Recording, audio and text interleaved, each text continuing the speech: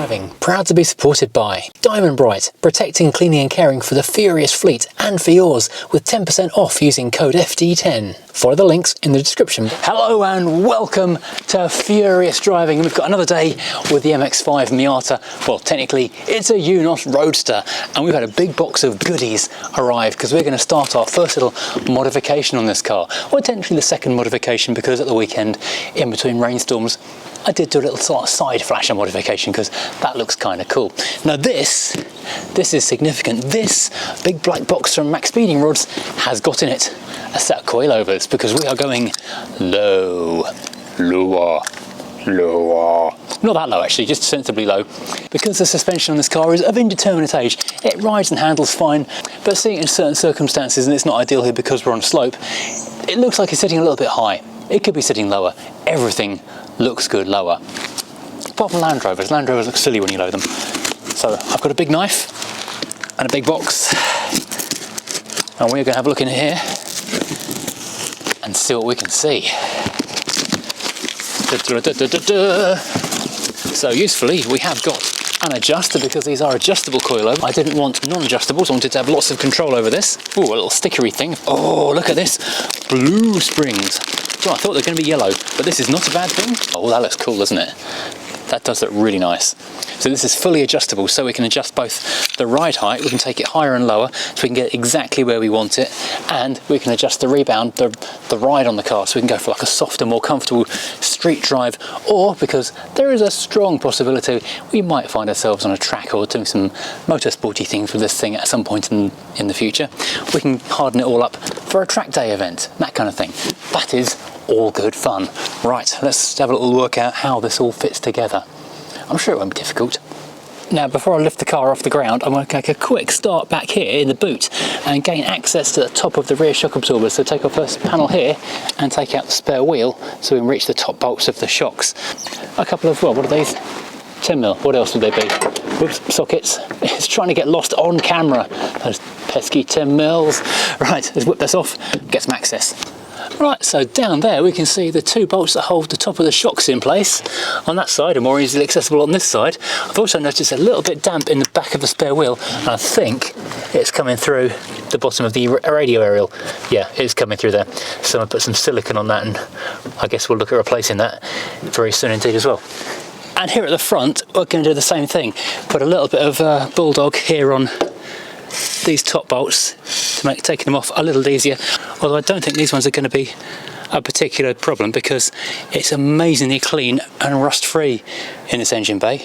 Right, I've been in here with some bulldog, now the wheel's off. Incidentally, I was looking at the date code on the tyre and I think that was made in the 34th week of 2010, so that makes it 13 years old. So I'm astonished it's not cracked at all, but it does feel very, very hard in terms of rubber. Anyway, that's not today's job. So looking at what I think we need to undo, we've got the two bolts up in the boot to undo, then I think we've got to undo this track rod end, or tie rod end I should say, bolt just there to free off this, the bolt that attaches it down there, and possibly I think we could undo this top link here, and then that will allow that to drop down far enough to get the new one in, I think.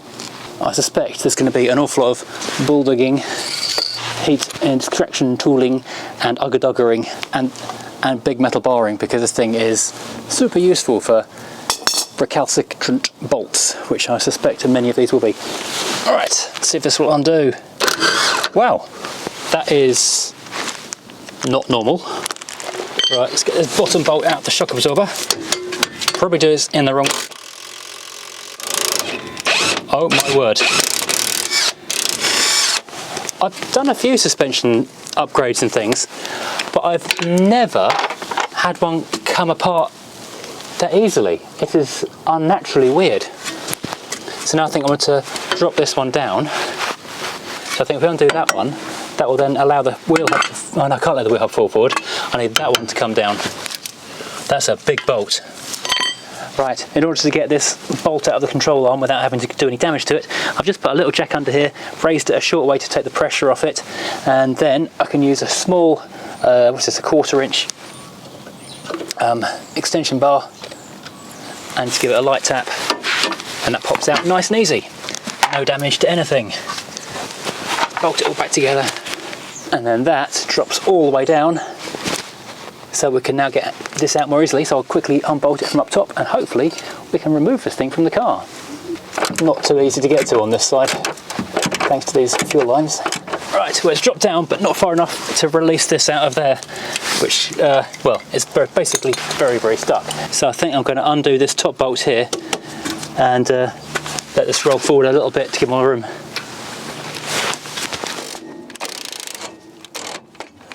Oh, I need a spanner. First time I've needed one.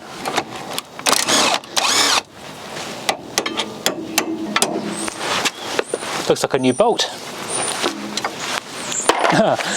New problem. The extension bar is now stuck in there.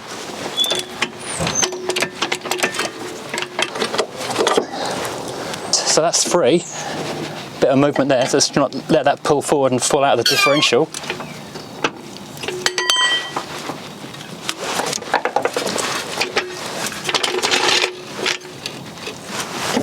There we go, out that pops.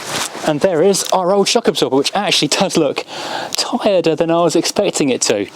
I know one of these was changed a couple of years ago for a, you know, bog standard one. So now we need to go and set this, or new one up, to be a little bit lower than this. Okay, so this is as it came out of the box, and I was going to go for about a 20 to 30 millimeter drop, and that is basically what I've got here on the preloaded height. So I think we might actually just be good to go to whack this straight back in the car and, well, basically see how it looks at that point. If once it's in there we don't like it, we can adjust this thing here and make little changes with the wheels back off again. Right, so I've counted the number of winds on here because, you know, it's good to know for a reference what the next one is going to be. This does look really nicely made, actually. Got a solid aluminium top plate, got a lovely blue coated spring. They're ashamed to put it under the car and actually hide the thing. Really good looking bit of kit. Feels really well made. So this goes up through here. Right, so put a screwdriver in the bottom just there, just to take the load of it. And I can go in here, tighten these up a little bit, just so I've got just a weight taken by these. And one thing that I do hope you are all appreciating is just how jolly shiny this car does look while it's in the background of the paintwork and all that malarkey. Because you want another jack just to take the load off things so you get an extra pair of hands here.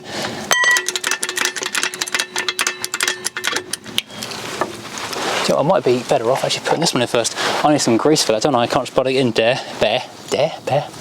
Just going to pop a little bit of copper slip on here. This is running very low. I hope I've got enough of this to last this entire project, actually. It's running very low indeed.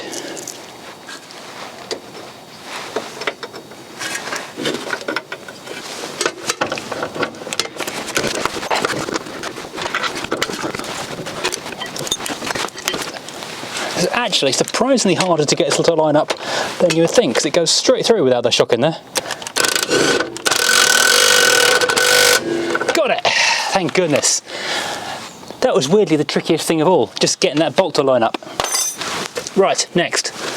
What else? Little one. That little fella.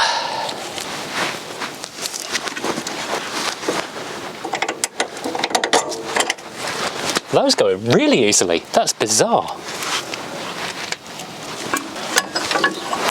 There we go. One corner, done. That was way too easy. I mean, I've done a few suspensions and things over the years. You may remember a couple of years ago, before I got the heat extraction tool, I spent an entire 2 days trying to get the front shocks off the Rover Tomcat. That was not hard at all. Right, let's move on to the front and let's see if we can do both ends of one side, which would be remarkable. Oh, I need to tighten up the inside of the boot, don't I? I also need to go and double check there's no torque settings I need to be talking about. Now these front shocks look a lot newer. I guess they were replacements not too long ago. When the last owner took hold of this car a couple of years ago, I did do a load of jobs to it. I mean, lots and lots of jobs. I think one of them was changing one of the shocks. So I'm going to release the bottom of the shock absorber, the bottom of the drop link, the track rod end, and this top link ball joint. Then we can pull the hub forward and push the suspension down. Whee! Out it comes. Next up, 14mm.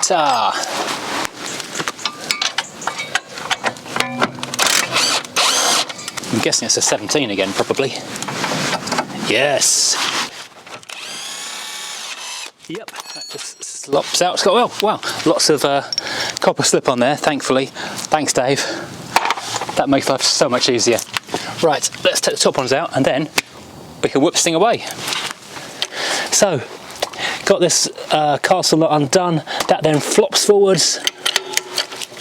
Oops, I keep on doing that because the other big jacks, you turn the top bit. This then goes down. And hopefully, there we go. That comes down far enough. I was going to say it comes down far enough to come free, but it actually doesn't because you've still got the top A post to get it through. So how on earth does that come out?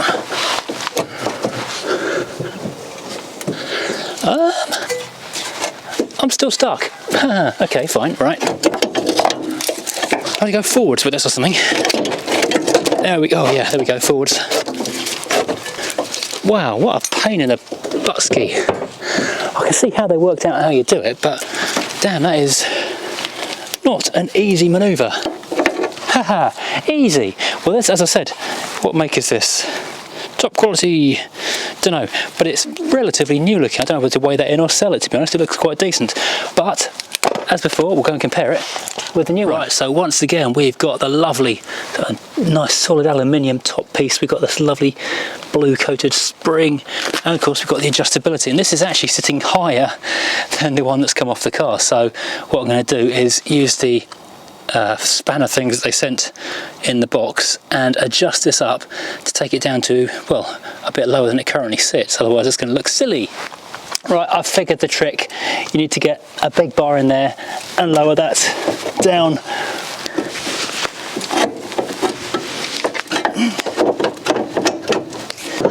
This is definitely a two-person job.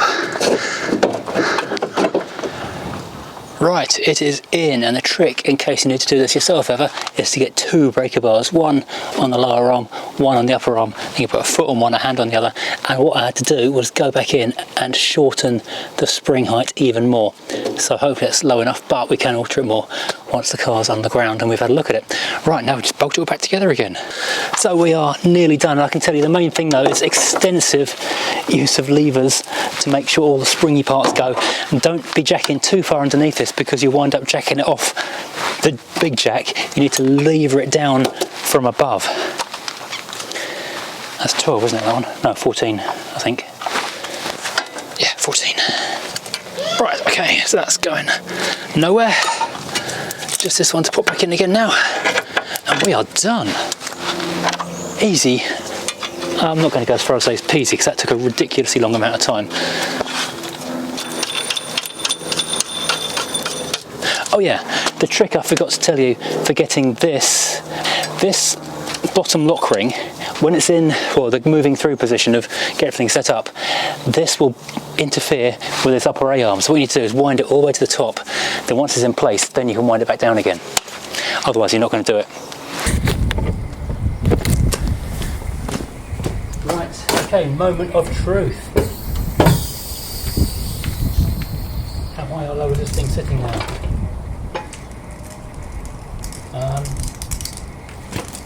That's actually sitting loads higher than it was before. Wheels up again and reset those spring heights an awful lot. Well, it's a little bit later. We're back outside again now. I had to go and do the school run up to Blue Water to drop my Mac off at the Apple store because it needs a new screen on it. That's a whole other story. But I have run the car up and down the drive and it's still sitting incredibly high. So I'm going to do what it says in the handbook. First of all, release the lower one, which actually isn't tightened up yet. And it says turn counterclockwise to raise the vehicle and clockwise to lower the vehicle. So I'm going to turn it clockwise and lower the vehicle, hopefully. Thankfully, I have got a whole lot of little LED lights. Under bonnet one is providing a lot of light for us here. Now, I've not torqued everything down because I might need to take stuff apart again. So once everything's in the right place, then I will torque some stuff. Right, so it is the following day and we have what I'm going to describe as an issue. And I don't just mean the fact it's raining. Last night, after I set the front wheel to the lowest suspension possible setting, I then repeated it on the rear wheel on the passenger side and then put the car back down again, ready in anticipation of the fact it was going to rain a lot today, to crack on and do both of this side in a hurry on time lapse, that kind of whiz through, you've seen it once, you don't need to see it twice kind of video. As this little bit of very dark video shows you, the first turn of a wheel lug resulted in a sheared locking key. Well, it's not even a locking key, it's just a key, because it's not actually a lock, it's just a peculiar shaped lug nut. Yeah, which is something of an issue, and the rain very much stopped play at that point, as it is this morning. And this morning, it's now sort of approaching lunchtime, I have been to every Motor Factor, Halfords, Independence, wheel places, tyre places, trying to find someone who recognises what this thing is. It's 12mm across and has 8 splines. It's like a Torx external star socket, but with the wrong number of splines.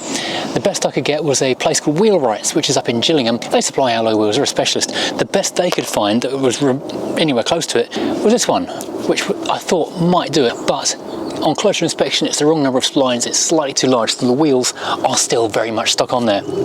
And the problem I have now is that although I could hammer something in there, it's 12mm, so I just need something big enough that's 12mm or 13mm, whack it in and then rotate it off, but it's not going back on again, and then I'm stuck. So awkward. And because these are what I think they're called tuner bolts, they are designed for alloy wheels. They fit inside the recess of the wheel, so they're kind of tuned or measured to that particular hole, so finding replacements isn't going to be easy. So I am now in the position where I've got half the car on the new coilovers from MaxpeedingRods, the other half of the car, the driver's side, on the old shock absorbers, the old McPherson strut units. Yeah, so driving dynamics are going to be curious, to say the least. And I'm a bit stuck, really. I wasn't planning on ending the video just here, but I think I might kind of have to. And I know you're thinking, well, that must have been done up really tight, or you were welling it off too tight. I actually fitted these wheel lugs myself. Whenever I start and finish wheel lugs, I use a hand tool because I don't want an ugga-dugga thing to damage them. So I did it up hand tight myself, and I was starting to undo it hand tight myself as well. And I know it wasn't cross-threaded because I always start them off with my fingers and put them on quite a few turns finger tight just before I start using a tool. So I know it wasn't an error. It was that one there, actually. So I know it wasn't user error, it was just a thing made of cheese. I took it as far as the local park just to settle the suspension and see how it looks. It could be riding a little lower, but I quite like the stance as it is at the moment. But it was interesting how I could feel the left-hand side of the car had a firmer, tighter feel than the right-hand side. So I'm looking forward to getting the other side done as well, and of course getting the tracking sorted out too once I've got new tyres on it. Now unfortunately I am going to have to end the video right here because, well, I can't get the wheels off, and if I can get the wheel off, it's not going back on again.